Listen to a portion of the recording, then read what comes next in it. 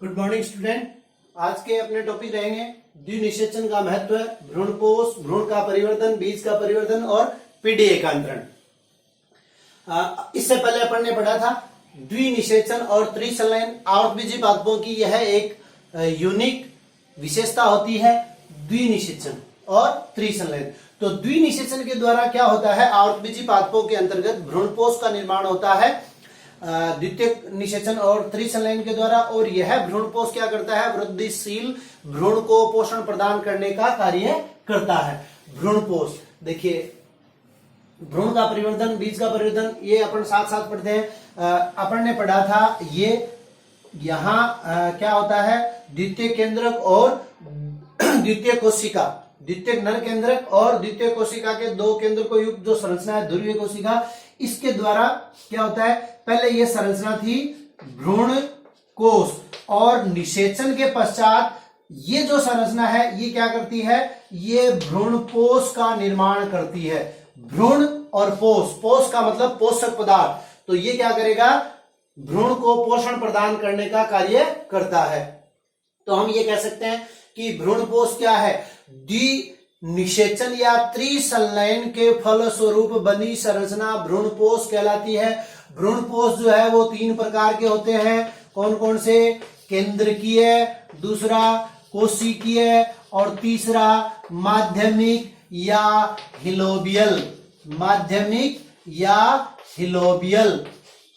तो क्या होता है, देखिए सबसे पहले भ्रूणपोष का निर्माण हुआ, ठीक है, और भ्रूणपोष का निर्माण होने के पश्चात अब इसमें क्या होगा, अब इसमें समसूत्री विभाजन होंगे, ठीक है, समसूत्री विभाजन होंगे, और समसूत्री विभाजन के फलस्वरूप देखिए क्या होता है, सबसे पहले केंद्रकीय, केंद्रकीय के अंदर विभाजन होने के पश्चात भ्रूणपोष का निर्माण होने के पश्चात जो केंद्रक है वो मुक्त रूप से विभाजन करते रहते हैं और बहुत सारे केंद्रकों का निर्माण करते हैं। उदाहरण के तौर पे आप समझ सकते हैं कि जो नारियल का पानी है वो भ्रूणपोष का उदाहरण है, और ये क्या है, केंद्रकीय, यानी इसमें भ्रूणपोष जो जिसका निर्माण हुआ है वो अब मुक्त रूप से समसूत्री विभाजन करता है, बीच में एक बड़े आकार की कोशिका का निर्माण भी हो जाता है। अर्थात यहाँ केंद्रक विभाजन के पश्चात कोशिका द्रव्य का विभाजन नहीं होता, केवल केंद्रक केंद्रक विभाजन होता है। दूसरा क्या है, कोशिकीय। तो कोशिकीय के अंतर्गत क्या होगा, ये जो संरचना मैं बना रहा हूं ये क्या है, अभी ये है प्राक भ्रूण, यानी भ्रूण की पूर्ववर्ती अवस्था, प्रो एम्ब्रियो। अभी आगे अपन पढ़ेंगे भ्रूण का परिवर्तन, अभी भ्रूण का परिवर्तन नहीं हुआ। तो इसके अंतर्गत क्या होगा कि जितने भी केंद्रक विभाजन होंगे उन सब केंद्रक विभाजनों के पश्चात कोशिका द्रव्य का भी विभाजन होता जाएगा, जिसके कारण केंद्रक के चारों ओर कोशिका भित्ति का निर्माण हो जाता है। इस प्रकार से ये जो संरचना बनती है इसको हम कहते हैं कोशिकीय प्रकार का भ्रूणपोष। और तीसरा जो है वो एक प्रकार से अपन यूं कह सकते हैं कि ये बीज की अवस्था होती है। एक बीजपत्री पादपों के अंतर्गत क्या होगा कि भ्रूणपोष का निर्माण होने के पश्चात निभागीय क्षेत्र की ओर जो कोशिकाएं हैं उनमें तो क्या होगा, कोशिका विभाजन के साथ साथ कोशिका द्रव्य का भी विभाजन होता जाएगा, लेकिन बीजांड द्वारीय क्षेत्र की ओर क्या है, केवल केंद्रक विभाजन होता है, कोशिका द्रव्य का विभाजन नहीं होता है। इस प्रकार से तीन प्रकार के अपने पास भ्रूणपोष निर्माण होते हैं। पहला केंद्रकीय, जिसमें केवल केंद्रक विभाजन होता है, कोशिका द्रव्य का विभाजन नहीं होता। दूसरा कोशिकीय, कोशिकीय के अंदर केंद्रक विभाजन के साथ साथ कोशिका द्रव्य का भी विभाजन होता रहता है। और तीसरा माध्यमिक या हिलोबियल के अंदर, आधे भ्रूणपोष के अंदर तो कोशिका विभाजन व केंद्रक विभाजन दोनों होते हैं, जबकि आधे के अंदर केवल केंद्रक विभाजन होते हैं, कोशिका द्रव्य का विभाजन नहीं होता। इसके पश्चात आता है अपना भ्रूण का परिवर्तन। तो ये आपको याद रखना है, एक नंबर का प्रश्न यहां बनता है।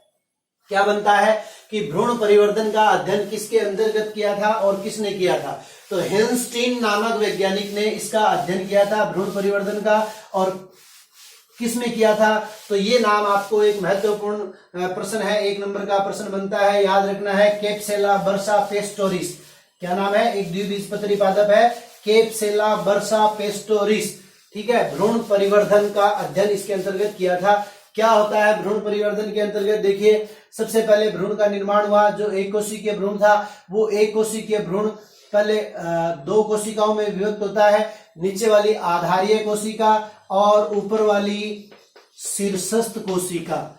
शीर्षस्थ कोशिका, आधारीय कोशिका और शीर्षस्थ कोशिका, यानी एक केंद्रक से द्विकेंद्रीय अवस्था, द्विकेंद्रकीय कोशिका से फिर चार केंद्रकीय अवस्था बनती है। तो इसको कहते हैं चतुष्टांक। क्या कहते हैं? चतुष्टांक। और चतुष्टांक से फिर 8 कोशिकाएं बन जाती है और इसको कहते हैं अष्टांग। और अष्टांग के पश्चात भ्रूण जो है पहले इस प्रकार से ऊपरी जो शीर्षस्थ कोशिका है वो तो क्या करेगी? चूष्कांक का निर्माण करेगी। और पहले भ्रूण जो है गोलाकार, गोलाकार से फिर हृदयाकार और हृदयाकार से फिर अनियमिताकार का भ्रूण बन जाता है, जिसमें दोनों बीज पत्रों का निर्माण होता है। ये दोनों क्या है? बीज पत्र है। और ये शीर्षस्थ कोशिका जो कि चूष्कांक का निर्माण करती है। इसमें जो बाह्य कोशिकाएं हैं 8 कोशिकाओं की बाह्य त्वचा कहलाती है और विभिन्न विभाजनों के द्वारा आंतरिक कोशिकाओं से बीज पत्राधार का निर्माण होता है। ये हो गया अपना भ्रूण परिवर्धन। उसके बाद में बीज का परिवर्धन। तो जो भ्रूण है वो क्या करता है? बीज का निर्माण करता है। एक बार पुनः आप लोग आ जाइए अपने मेगास्पोरेंजियम के ऊपर। मेगास्पोरेंजियम में ये संरचना थी अपने पास, ठीक है। तो ये जो था बीजांड व्रंत, बीजांड व्रंत जो है वो निर्माण कर लेगा किसका? बीज व्रंत का। ये संरचना जो थी अपनी बीजांड द्वार थी। बीजांड द्वार जो है वो किस में परिवर्तित हो जाएगी? बीज द्वार के अंदर। और जो अध्यावरण है, अध्यावरण फर्स्ट और अध्यावरण सेकंड, ये क्रमशः बीजावरण का निर्माण करते हैं, जिन्हें क्रमशः टेस्टा और टेगमन कहते हैं। और द्वितीय कोशिका जो है वो अपनी कर लेती है किसका निर्माण? भ्रूणपोष का निर्माण। और जो अंड कोशिका है वो निर्माण कर लेती है किसका?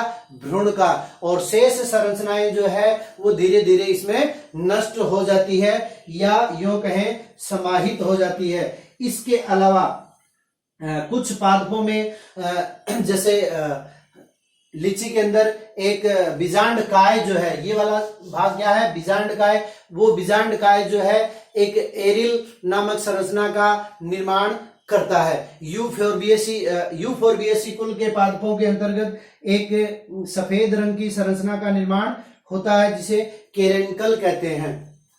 ये हो गया अपना बीज का परिवर्धन। उसके पश्चात पीढ़ी एकांतरण। पीढ़ी एकांतरण मैंने आपको पहले भी बताया हुआ है। एक बार स्टार्टिंग जब अपन ने की थी पढ़ने की ऑनलाइन, उस समय भी मैंने आपको बताया था और अभी दोबारा रिपीट कर देता हूं। छोटा सा टॉपिक है। पीढ़ी एकांतरण क्या है कि पादप जगत की अगर अपन बात करें तो देखिए शैवाल, कवक, बीजाणु, ब्रायोफाइटा, इन सब की मुख्य प्रावस्था क्या है?